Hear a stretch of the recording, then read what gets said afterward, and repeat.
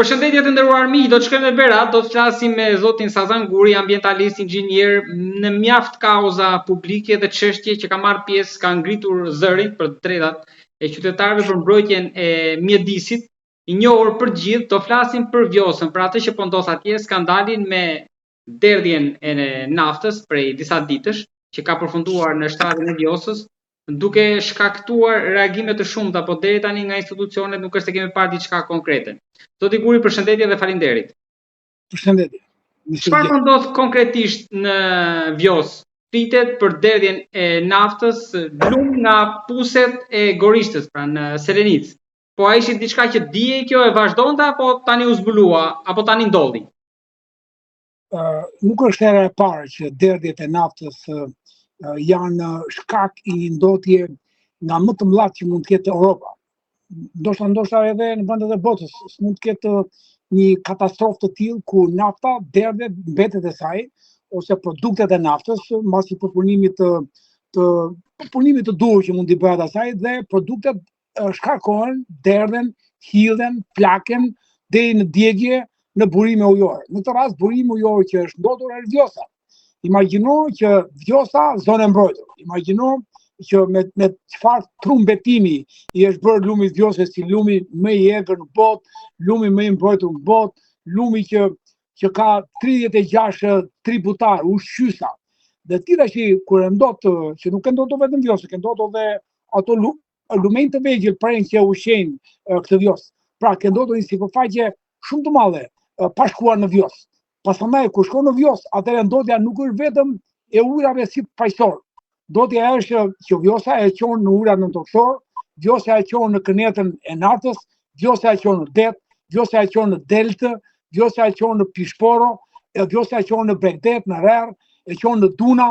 Pra imagjino nafta që shpërbëhet pas 80 vjetësh, nafta që shpërbëhet pas 80 vjetësh, pas 300 vjetësh, naftë hidrokarbur, mbetje e rrezikshme e kategorisë A. Pra, nuk kam ne shqetësohemi për një ndodhje zhap banane që fundit zhap e bananës, zhapa e mollës hidhet edhe mund flaket në një bashkë me bar, në një rrenë pemë, është normale, edhe prapë themi ndotje. Imagjino tash lëndën hidrokarbure që nuk ka zot nënë ta shpërbëj edhe ta dekompozoj, nuk dekompozohet pra. Sikund edhe plastika, prandaj nuk dekompozohet do 300 vjet plastika sepse është përbërës nafte. Kështu që në të kuptim është një nga ndodhjet që më duket ja morën dorë. Më duket ja morën dorë. Aktivisti Joshua David Lim, ju mund ta keni dëgjuar, e shprehur që për këtë pjesë të zonës së Vjosës që e ka cilësuar si një lum të vdekur ku asgjë nuk mbijeton, aty ku ka rënë nafta. Ajo është e vërtet. Ajo dihet botërisht, prandaj e thash pra, mbetje e rrezikshme e kategorisë A. Pastaj vijnë bëhet dhe e tjera. Pra, nuk kam lart se kjo ndotje, nuk kam ndotë se kjo ndotje, nuk kam kategori. Pra, në kuptim, ajo i vdes të gjitha, me fosile gjalla, me fosile me faun të gjallë, që ka lumi, ne shqetësohemi për Vjosën që ndotet nga plerat, ndotet nga një hedhje caktuar e një mbetje bashkiake. Imagjino që fundi janë të dekompozueshme, janë të shpërbërshme. Imagjino të ndotet nga një mbetje që nuk shpërbëhet kur, që mbyt vende të tjera të mos shpërbëhen. Kështu që për mua është një situatë shumë e rrezikshme në Shqipëri. Imagjino ajo goca që fliste në gjuhën anglisht para 3 ditësh, imagjino që ajo ankohesh arriti të krahasonte edhe shqiptarët si kafsh. Pra, të vesh në një plazh dhe ti trethohesh jo nga njerëz, por nga plera, është shumë e tmeshme në pamjen vizive të parë, pastaj në pamjen e tokës, pastaj në pamjen e detit. E ç'më duhet deti, pesazhi, rivierë e bukur, kur ajo është e natyrës, pardon. Zoti Guri, kjo vjen pak pas aplikimit për UNESCO. Bravo.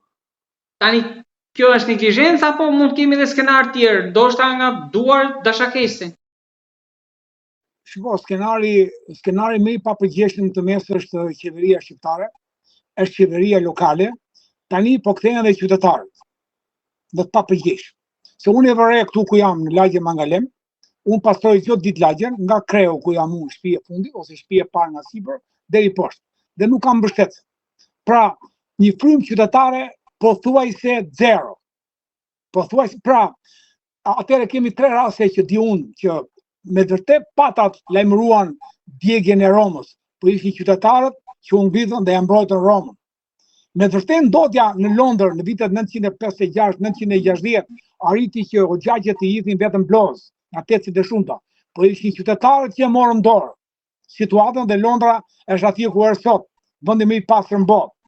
Me të vërtet kemi rastin në Sicili, që mafia arriti kulmin e aktivitetit saj, po ishin qytetarët që e morën dorë. Dhe ne kemi formuar një grup, deri tani jemi pak veta, por nuk ka nevojë të jenë shumë veta, një grup gladiatorësh të mbrojtjes së Medisit. Pra, do nxisim, nuk kam që ti themi o ti qytetar, o ti politikan, po pa dhe mundësi, shikojnë që këtë rast zonjës ministre.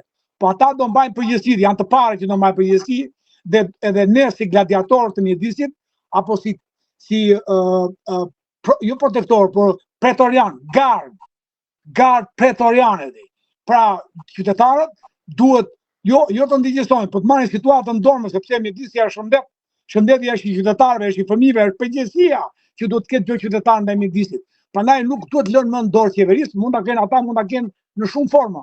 Mund ta kenë me qëllim, mund ta kenë se janë dheur nga sukseset, 4 herë votorësh janë dheur, mund ta kenë se nuk janë ndjen më për të popull, mund ta kenë se duan ta dëbojnë të popull, duan ta dëbojnë me shkenma këtë popull, dhe edhe nuk është puna që ti të ngrihesh kundër qeverisë kritikosh. Jo, më kemi të bëjmë raste flagrante.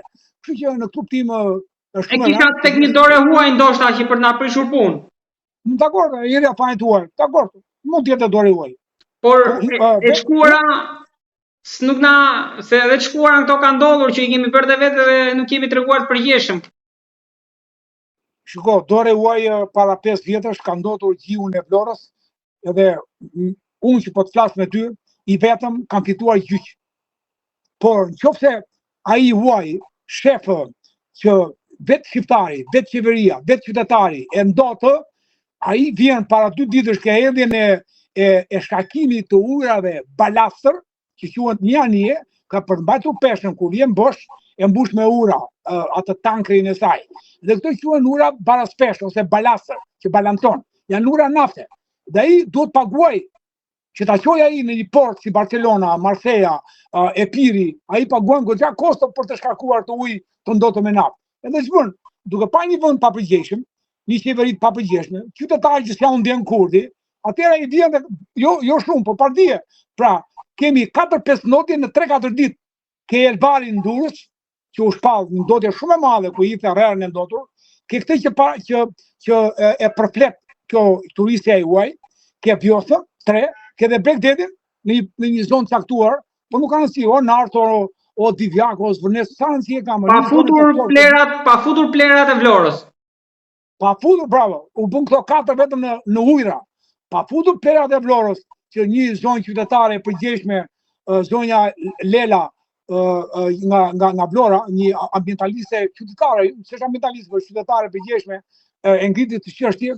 Pa futur ato që ndodh në Sharr, ku janë jo lantilde, po vend hedhje dhe janë gangren, vatër e sëmundjeve kanceroze, pra janë pa punë. Pa futur Beravi që ujrat e zeza ku jam unë këtu i dert në lum, pa futur Beravi që nuk ka lantill të mbetjeve urbane, pa futur shumë qytete që nuk kanë lantilde, po kanë vend hedhje, dampa, kështu që Shqipëria një kosh i madh plerash. Po plerash edhe në mendje nga politika shqiptare, edhe në mendje nga i diferentizmi qytetar, edhe në mendje nga mosveprimi i qeverisë, pra si politika bërse, si qeveria, si qytetari, i ka kapur ti, për mendimin tim, ajo që quhet miza CC, e aktivizuar. Miza CC 1914-ës, që paralizoi turin e shqiptarit 80 vjet deri në vitet deri tani është përforcuar më shumë, plus politikave, nuk e di si mund t'i quash ashtu, politika që e bën të ngrirë mendjen e shqiptarit. Edhe unë jam shumë i revoltuar me këtë situatë, edhe i kam shpallur vetes rezistent vetëm, nuk kam çfarë bëj. Vetëm rezistent, mos i vjen mendja një ditë. Zoti Guri, kam dhe diçka për ta sqaruar, ndoshta për ta kuptuar unë dhe publiku më qartë, duke qenë se ju e njihni mjaft mirë rrjedhën e Vjosës.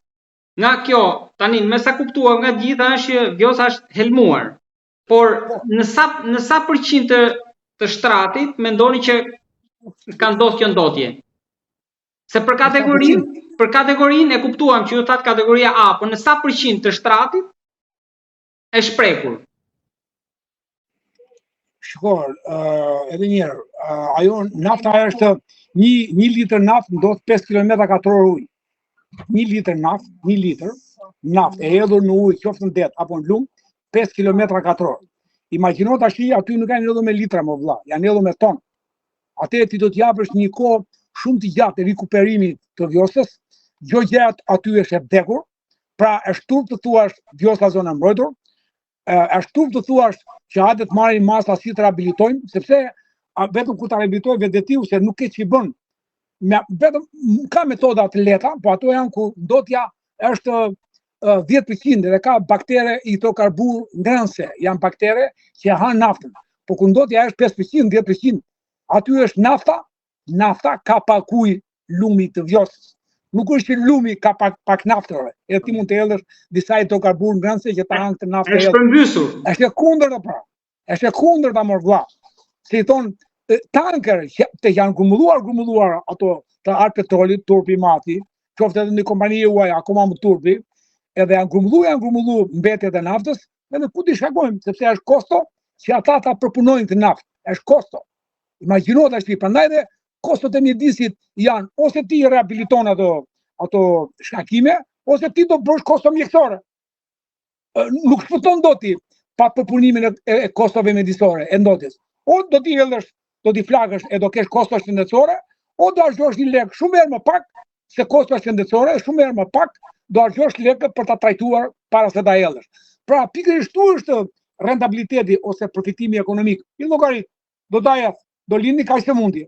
Shteti do paguaj kaq miliona euro për ilaçe të parapaguara për qytetarët që janë me sëmundje kronike shëndetësore. Atëherë ajo mund të bënte 1 milion euro, bie fjala, që po ta trajtonte mbetjen e naftës. Tash mund të bëjë 10 milion euro shëndeti publik që duhet paguaj ilaçet. Pra nuk shton dot. Prandaj o profilaktik 1 milion euro, o paguash ndotjen e shëndetin e qytetarëve 10 milion euro. Pra për mua është shumë jo se nuk kam besim se natyra dhe uji dhe mirë thash, natyra uji e ka burimin vetëshërus. Por aman, sa më e madhe ndotja, aq më e madhe koha për të rigjeneruar. Për të paktën, mos folmet. Leonardo DiCaprio, zona Vjosë, lumi i Egër, mos i përmend emrin. Të paktën goja e politikanëve, goja e qeverisë, tashmë dhe e qytetarëve, mos ta përmendim met. Se po që unë jam presion tash. Po që për tem për 2 fjalë kush ka mbrojt atë Vjosë, kush ka bërë libër për atë Vjosë, nga Lengarica, edhe deri në bën që gëzojnë sot ata bëndshëm, kur i them e gëzonti se e ka mbrojtur me avokatë Petranin, Ilian, e kemi mbrojtur në 1912 deri më sot. Të tjerët marrin lëvdata, marrin dekorata, as pa ndjen, sepse kam zotin shahid. Megjithatë, s'dua të them çka kanë bërë, po dua të them është e tushme që nuk kemi gjendje të bëjmë diçka për veten tonë, për fëmijët tanë. Është e tushme. Është shumë gangren në mendim, jo vetëm gangren shëndeti, por është gangren në mendon veten të pafuqishëm, të pasuksesshëm. Si ka mundësi mos dëgjosh, si ka mundësi mos pyetesh. Kështu që në të kuptim, paman ka dhënë gjë, ja që vetëm një rast 4 vjet që iku, që ministri e mjedisit nuk ka bërë një mbledhje me ekspertët e mjedisit. Me përfshirjen e mbledhjes detyruar të parën, në muajt e parë që erdhi, nuk ka një mbledhje, nuk ka një takim, nuk ka një kokçarje, nuk ka një lloj bashkëbisedimi si ta bëjmë më mirë si gjeti. Fare. Kështu që kjo bjell thënë. Qa mbjell, kohë e dëshin. Kjo është e gjithë. Duke uruar që kjo të ndryshoj, zoti Guri, unë të falenderoj shumë për gatishmërinë, për të folur për këtë çështje, për aktivizmin tuaj të palodhur edhe për gjithçka tjetër. Atë do të falenderoj.